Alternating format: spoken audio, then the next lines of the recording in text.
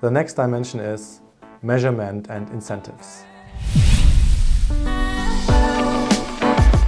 Measurements are needed to make sure that we understand the efficiency throughout the whole end-to-end process. And we use measurements to see whether we have bottlenecks.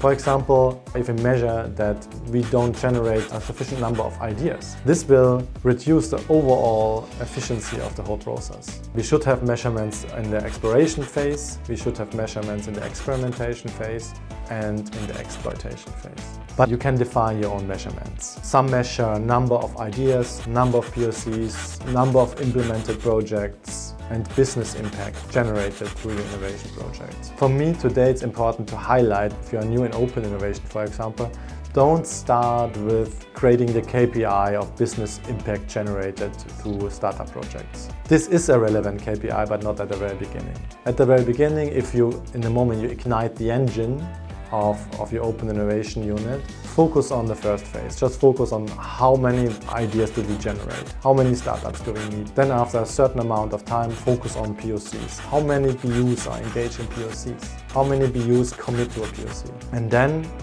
in your innovation journey, at some point in time, you can also say, okay, now I want to know how many projects are implemented, what business impact is generated through innovation, what's my return on innovation, so to say. But it's very relevant that you do a proper expectation management. If you start from the very beginning looking at the return on innovation, you will see that you won't achieve a very attractive number in the first phase of the project, because you need to fill the pipeline first. You need then to have the throughput through the innovation process. And then later on, you will see implementations. Okay, we talked about KPIs, now let's talk about incentives.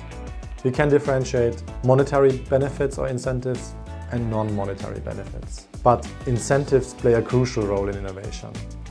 It can be as easy as just giving cool innovation projects some airtime within your company's communication channels. Or the CEO mentions that innovation is very crucial for a company's long-term survival. This already incentivizes the colleagues that they should be more active in innovation if they have the feeling that innovation is important and appreciated within the company.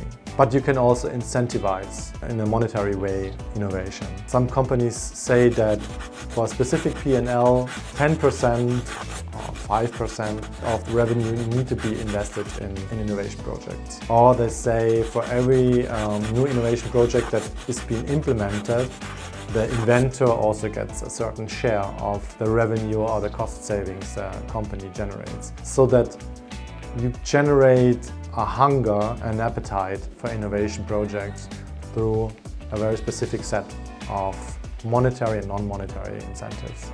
And this is a very crucial role, because you can define, again, cool processes, have a nice governance model in place. But the most important ingredient of your innovation unit or innovation in general are the people who work in your company, are the people who start innovation projects. In a nutshell, if you have a good set of incentives and a good set of KPIs, you can really reach the next level of your innovation success. Why is that? Because you can define processes, governance, resources, etc.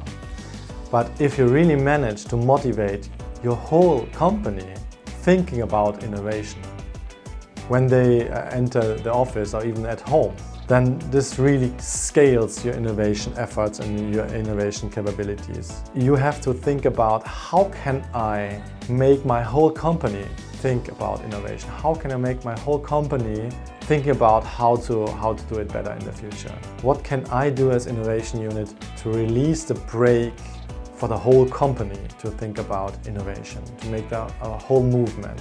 In my recent position in my former company, we have been 3 people, and we managed to work with 35 to 40 innovation projects per year. Why is that? Because the business units run the projects. We managed to motivate the colleagues so that they are really excited about startup collaborations, and they wanted to collaborate with us as Central Innovation Unit. And so at the end, we managed to really create a movement within the company. And this resulted in the fact that we are not just run 3 or 4 projects, but 30 or 40 projects at the end.